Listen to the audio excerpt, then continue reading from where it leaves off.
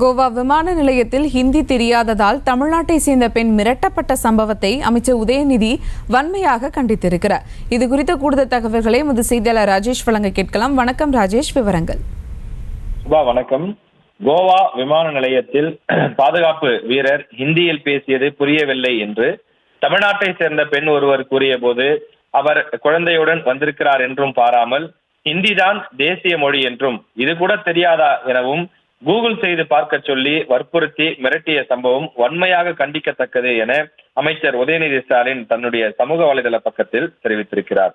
விமான நிலையங்களில் இத்தகைய சம்பவங்கள் தொடர்ந்து நடப்பதை இனிமேலும் ஏற்க முடியாது எனவும், பாதுகாப்புக்குத்தான் மத்திய தொழில்படையை தவிர அவர்கள் ஹிந்தி பாடம் நடத்துவதற்கு அல்ல என்றும் அவர் காட்டமாக தெரிவித்திருக்கிறார். பல மொழிகள் பேசப்படக்கூடிய இந்திய ஒன்றியத்தில் பிற மொழிகள் பேசக்கூடிய மக்கள் மீது ஹிந்தியை தொடர்ந்து திணிப்பது கூட்டாட்சி தத்துவத்திற்கு எதிரானது எனவும் அமைச்சர் உதயநிதி தெரிவித்திருக்கிறார். இத்தகைய போக்கினை மத்திய அரசு கைகட்டி வேடிக்கை பார்க்காமல் உடனடியாக நடவடிக்கை எடுக்க வேண்டும் எனவும், மொழி உரிமையும் மனித உரிமையே என்பதை பாசிஸ்டுகள் புரிந்து கொள்ள வேண்டும் எனவும் அமைச்சர் உதயநிதி தன்னுடைய சமூக வலைதள பக்கத்திலே தெரிவித்திருக்கிறார். கோவா விமான நிலையத்தில் தமிழ்நாட்டைச் சேர்ந்த தமிழ் பேசக்கூடிய பெண் ஒருவர் பாதிக்கப்பட்ட சம்பவத்திற்கு பல்வேறு அரசியல் கட்சி தலைவர்களும் கண்டனம் தெரிவித்து வரக்கூடிய நிலையில், தமிழக முதலமைச்சரை தொடர்ந்து அமைச்சர் உதயநிதி ஸ்டாலின் அவர்களும் தன்னுடைய கடுமையான கண்டனத்தை பதிவு செய்திருக்கின்றார்.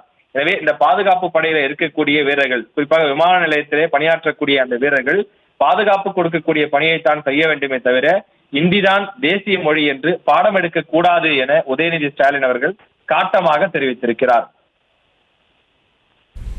விவரங்களுக்கு நன்றி ராஜேஷ். செய்திகளை உடனுக்குடனும் துல்லியமாகவும் தெரிந்து கொள்ள சப்ஸ்கிரைப் பண்ணுங்க.